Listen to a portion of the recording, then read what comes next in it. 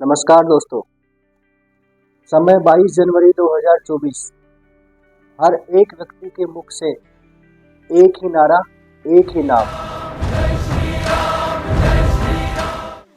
दोस्तों, राम के जीवन में शौर्य, तेज, धैर्य, दक्षता, युद्ध से नहीं भागना, दान देना और ईश्वर भाव, इन सभी गुणों की साक्षात मूर्ति अगर हमें देखनी है तो वो है हमारे पूजनीय श्री राम। दोस्तों, धर्म के विषय में आज हम इतनी बातें करते हैं। मेरे व्यक्तिगत मानना, जितना मैंने पढ़ा, सुना, देखा, वो ये है कि आज हम जितने भी धर्म को जानते या मानते हैं, चाहे वो बौद्ध धर्म हो, जैन धर्म हो, इस्लाम धर्म हो, पारसी हो या अन्य कोई और भी धर्म हो,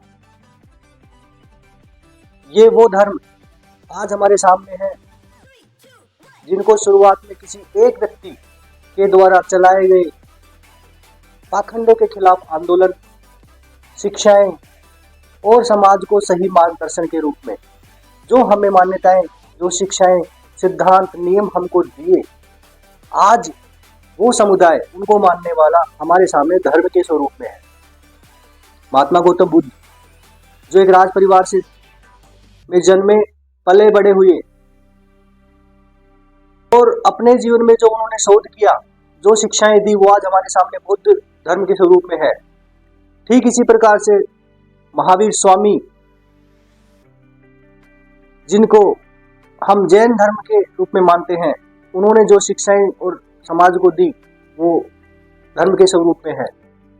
ठीक इसी प्रकार से मोहम्मद साहब, गुरु नानक जी, सभी ने, उन महापुरुषों ने जो हमें मार्गदर्शन करने के लिए, हमें प्रेरित करने के लिए जो सिद्धांत, नियम, शिक्षाएं दी और जो उनको मानते हैं, वो उनके धर्मावलंबी हैं और वो हमारे सामने धर्म के स्वरूप में है। सभी हमारे लिए आदरणीय हैं। आज हमारे जितने भी धार्मिक शास्त्र हैं, उदाहरण के लिए वेद हो, पुराण, रामायण, महाभारत, उपनिषद, जितने भी धार्मिक ग्रंथ हैं, उन सब में हमें हिंदू शब्द नहीं मिलेगा। अगर किसी को मिल जाए तो मेरे को कमेंट बॉक्स में जरूर डालना। तो इसलिए मैं हिंदू की जगह सनातन धर्म का प्रयोग करूंगा।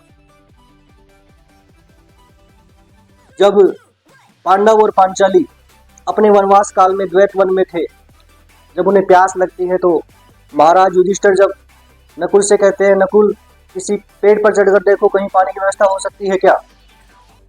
नकुल उनको बताते हैं, महाराज कुछ कोस दूर पे पेड़ों के झुंड दिखाई दे रहे हैं और वहां बगुले भी दिखाई दे रहे हैं। वो सहदेव से कहते हैं, सहदेव पानी लेके आओ। सहदेव आ जाते हैं, उनके कान में एक ध्वनि सुनाई देती है कि मेरे प्रश्नों के उत्तर दिए बगैर आपने पानी को छुआ तो आपकी गति ठीक नहीं होगी।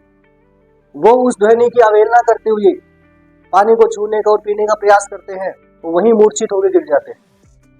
थोड़ी देर बाद जब महाराज युधिष्ठिर को चिंता होती है तो वो नकुल और अन्य भाइयों को भी भेजते हैं।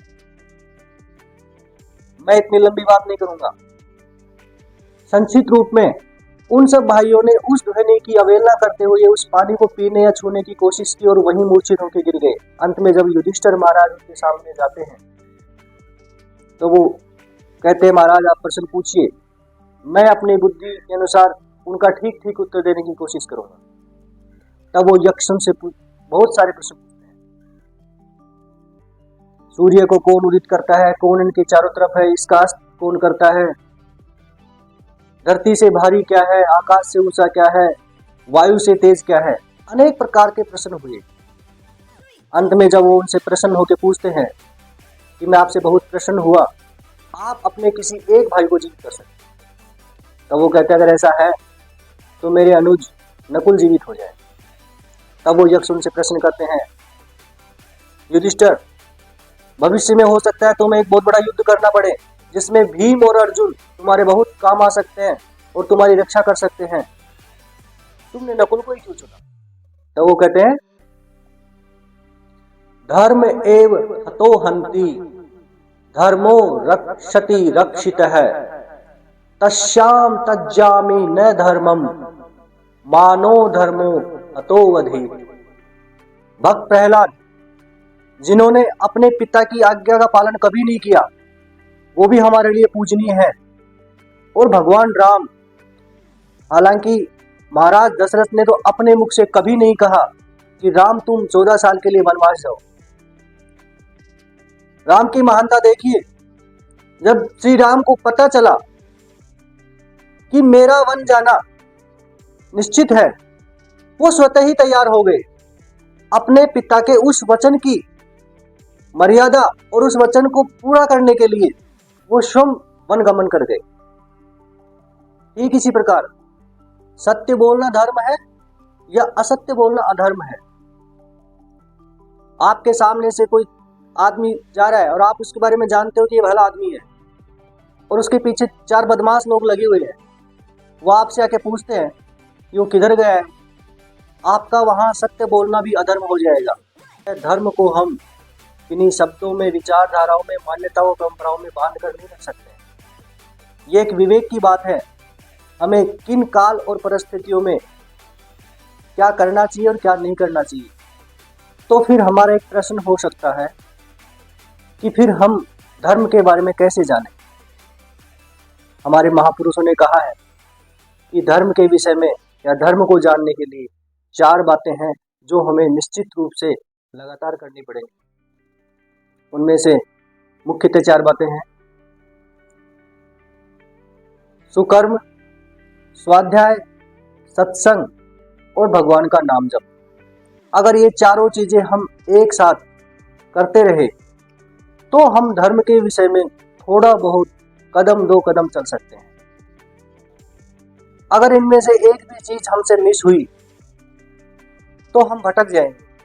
उदाहरण के लिए रावण, कुंभकर्ण, कुबेर, तीनों ने समान तपस्या की, परंतु इन 4 चीजों में से कहीं ना कहीं किसी चीज का अभाव रहा।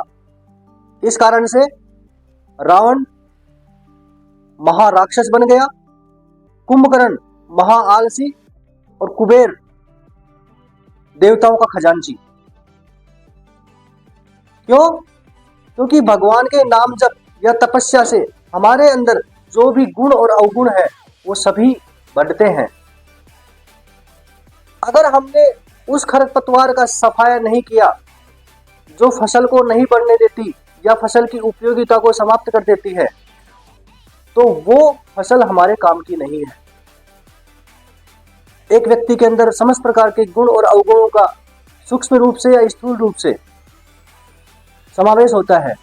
अगर हमने अपने अवगुणों का नाश संतों के सानिध्य में, अपने स्वयं के अध्ययन में, अच्छे कर्मों में और साथ में भगवान का नाम लेते हुए नहीं किया, तो हम या तो कोई महान राक्षस बन जाएंगे, या अगर हम इन चीजों का ठीक प्रकार से पालन करते रहे तो हम एक श्रेष्ठ व्यक्ति बन जाएंगे। अगर इन चारों चीजों की पालना हमने ठीक ठीक प्रकार से की तो हम उन श्रेष्ठ रास्तों पे चल देंगे जिन पे चलकर श्री राम, कृष्ण और भी महान पुरुष हमारे लिए पूजनीय बने।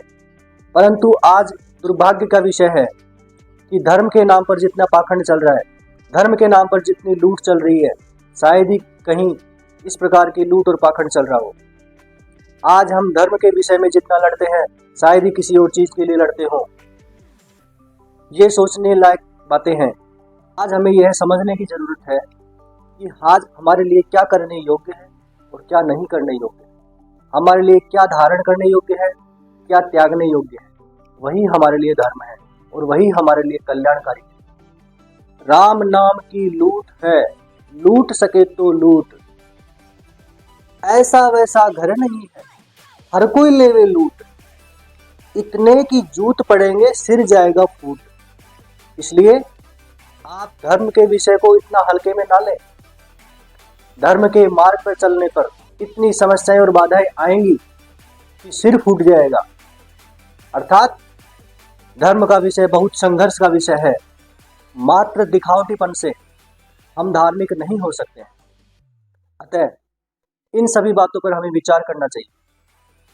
आप सभी ने मुझे ध्यानपूर्वक सुना, इसके लिए आपका आभार।